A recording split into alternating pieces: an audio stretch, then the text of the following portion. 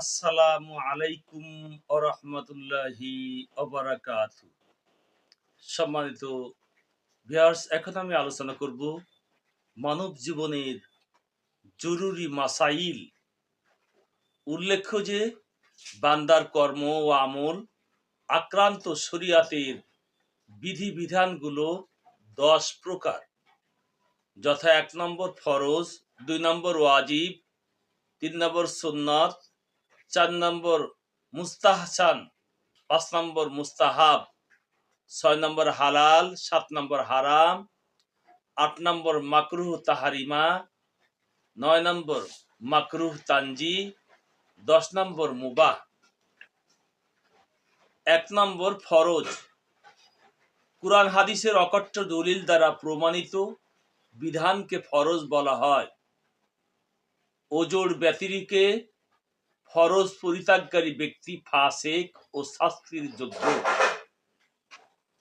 যে ব্যক্তি ফরজকে অস্বীকার করে সে কাফির। ফরজ আবার 2 প্রকার, যথা ফরজ আইন ও ফরজে কিফায়া। ফরজ আইন, যে কাজ প্রত্যেক বালেগ বুদ্ধিমান নর নারীর উপর সমানভাবে ফরজ, তা ফরজ আইন। বিনা ওজরে এরূপ ফরজ তরককারী শাস্তির যোগ্য ও ফাসিক।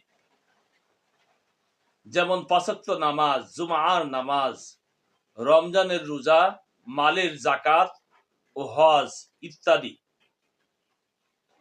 খ, ফরজে কিফায়া। এরূপ বিধানকে বলা হয় যা প্রত্যেকের করা আবশ্যক নয়, কিছু লোকের পালন করার দ্বারা এরূপ ফরজ আদায় হয়ে যায়। তবে কেউ যদি তা পালন না করে তবে সবাই গুনাহগার হয়, যেমন জানাজার নামাজ ইত্যাদি। 2 নম্বর ওয়াজিব। উদ্ব্যর্থতা বোধক দলিল দ্বারা বিধানকে ওয়াজিব বলা হয়। ফরজের ন্যায় এটাও অবশ্য করণীয়। আর বিনা ওজরে এরূপ বিধান তরককারী ব্যক্তিও ফাসিক এবং শাস্তির যোগ্য। তবে পার্থক্য এতটুকু যে কেউ ফরজ অস্বীকার করলে কাফের হয়ে যায়, কিন্তু ওয়াজিব অস্বীকার করলে কাফের হয় না, তবে ফাসিক হয়ে যায়। যেমন ভিতরের নামাজ পড়া, কুরবানি করা, ফিতরা দেয়া ইত্যাদি। সুন্নত, যে কাজ হযরত নবী করিম সাল্লাল্লাহু আলাইহি সাল্লাম ও সাহাবীকরাম রাদিয়াল্লাহু আনহুম করেছেন তাকে সুন্নত বলা হয়। সুন্নত 2 প্রকার, যথা সুন্নতে মুআক্কাদা, সুন্নতে গায়রে মুআক্কাদা।